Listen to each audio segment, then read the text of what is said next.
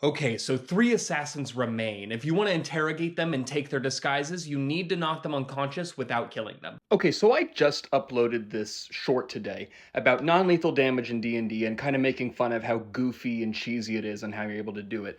And the majority of the consensus has been that I got it wrong and I don't know how non-lethal damage works. Now, this isn't a call out and this isn't telling everyone they're wrong, haha, I got you, I told you so. I just think it's really interesting that everyone has a different idea of how non-lethal damage works. So let's just go over what it actually says in the rules, according to the 2014 ones, because I don't have the 2024 in front of me. So first things first, knocking a creature out, it says it occurs that whenever you reduce the creature to 0 hit points with a melee attack, not specifically a melee weapon attack, you can declare that it was non-lethal and that you intend to knock the creature to 0 hit points and that they are unconscious and stable.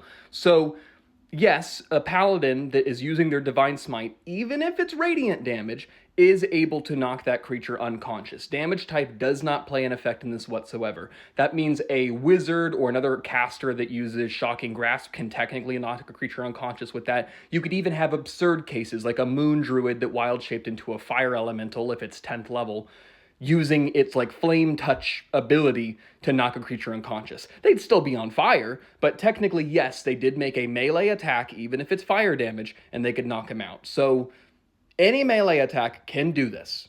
I also saw the argument be made that massive damage would overrule the intent to do non-lethal damage, and the rules aren't clear about this. Non-lethal damage says that if a creature's max hit points is done into the negative, like if a cleric has 12 hit points, they're at 6, they take 18 damage, technically they would have gone down to negative 12, and they'd be dead.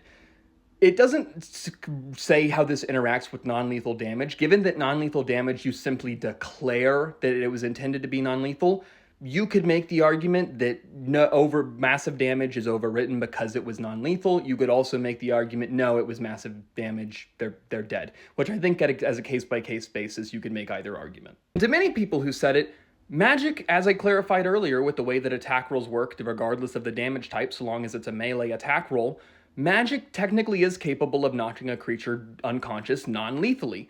It just has to be a melee attack roll. So in the case with the lightning bolt, yes, the lightning bolt would not have been a means of doing non-lethal damage. But since the assassins were established as having 20 hit points, the lightning bolt did 33 damage, they would have been reduced to 0, not died outright to massive damage rules, would have been making death saves, so the player would have been perfectly capable of stabilizing them and then using True Strike to knock them unconscious, since that is a melee weapon attack.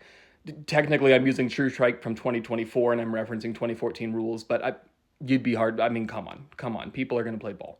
As for the case that these are NPCs and they shouldn't have been able to make death saves at all, it does say in the rules that most DMs have their monsters instantly die instead of making death saves. It doesn't say that that is necessary, and it even gives the exception that a particularly important villain or NPC might fall to make death saves like a player character would if the DM would choose. So in the circumstance that the goal is to knock a creature unconscious, assuming that the party is making it clear that's their intention, I would find it hard-pressed to imagine a DM that wouldn't have the NPC fall unconscious and be making death saves instead of outright dying. But then again, that's something else that's entirely up to a DM's case-by-case basis.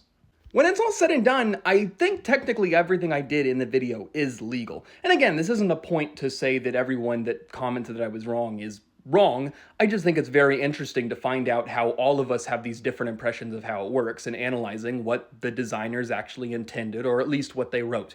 And bottom line is, if you don't like these rules, you don't have to use them. A lot of people commented their own home rules or ways that they do it, and I think that's super cool. I think it's very interesting to see how other people would make these rules work. So bottom line, the way non-lethal damage works is however you and your table are happy with it working. That's how the game should work. If you like how it works, keep doing it that way. If you see people do it a way you don't like, you don't have to do it that way. So enjoy your game, live your truth, have fun.